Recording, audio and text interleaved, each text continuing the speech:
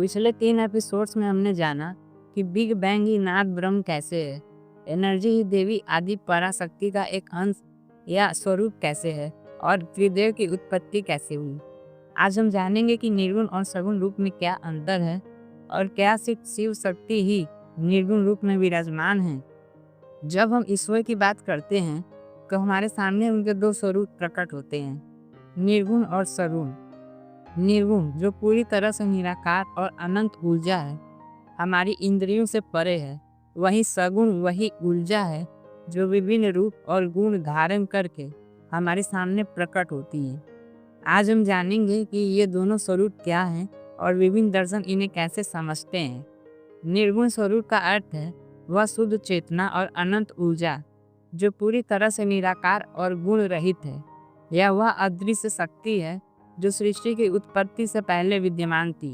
ऋग्वेद के 10वें मंडल के 129वें सूक्त में लिखा गया है कि उस समय न आकाश था, न मृत्यु और न ही जीवन, केवल एक असीम शक्ति थी जो सर्वत्र फैली हुई थी। यही निर्गुण ईश्वर हमारी इंद्रियों से परे है और इसे सीधे देखा या छुआ नहीं जा सकता, केवल अनुभव किया जा सकता है। शिव जी, विष्णु जी, ब्रह्मा जी और अन्य देवता इस मूल शक्ति के विभिन्न रूप हैं, लेकिन मूल में यही निर्गुण शक्ति सभी का आधार है। यह वह अनंत ऊर्जा है जो हर सृष्टि के पीछे स्थायी रूप से कार्य करती है। सगुण स्वरूप वह अवस्था है जब वही निराकार शक्ति रूप और गुण धारण कर लेती है। ऋग्वेद के पहले मंडल के 164वें सूक्त की 46वीं ऋचा में इसे बहुत ही खूबसूरती से वर्णित किया गया है। एकम स द्विप्रा बहुधा वदंती, अर्थात सत्य एक ही है, लेकिन ऋषि और ज्ञानी इसे अलग अलग नामों और रूपों से पुकारते हैं।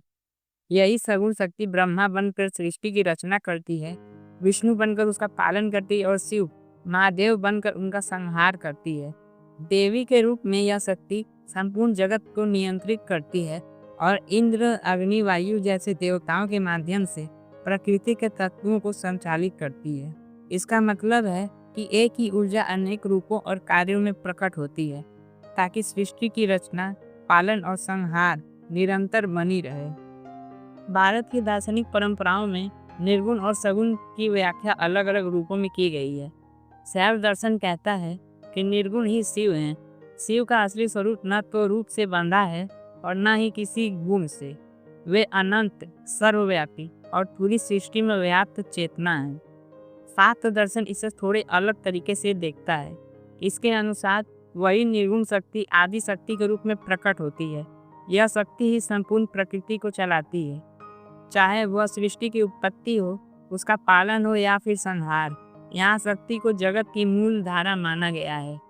वहीं वैष्णव दर्शन के अनुसार निर्गुण ब्रह्म जब सगुण स्वरूप धारण करता है तो वह विष्णु यानी नारायण के रूप में प्रकट होता है। यही विष्णु जी संसार का पालन करते हैं और जीवों के जीवन में संतुलन बनाए रखते हैं। इन तीनों दृष्टिकोणों का सार एक ही है। नाम और व्याख्या चाहे अलग हो, लेकिन सबका लक्ष्य उसी एक निराकार, असीम और अनंत सत्ता तक पहुंचना है। यही निर्गुण ब्रह्म विभिन्न रूपों और दर्शन के माध्यम से हमें समझ में आता है। उपनिषदों में कहा गया है कि ब्रह्म का कोई द्वैत नहीं है। मांडू के उपनिषद इसका स्पष्ट उल्लेख करता है कि परम सत्ता एक ही है, उसके दो नहीं हो सकते। इसी सत्य को समझाने के लिए शिव और शक्ति का उदाहरण लिया जाता है। शिव और शक्ति वास्तव में अलग नहीं है, बल्कि एक ही तत्व के दो पहलू हैं। जैसे बिजली और उसकी रोशनी। बिजली और रोशनी को अलग करना असंभव है, वैसे ही शिव और शक्ति को अलग नहीं किया जा सकता। जब यह परम शक्ति निराकार अवस्था में होती है तो उसे हम निर्गुण कहते हैं, लेकिन जब वही शक्ति साकार होकर प्रकट होती है तो कभी शिव बनकर, कभी शक्ति बनकर, कभी विष्णु, कभी देवी और कभी अग्नि या वायु जैसे देवताओं के रूप में प्रकट होती है।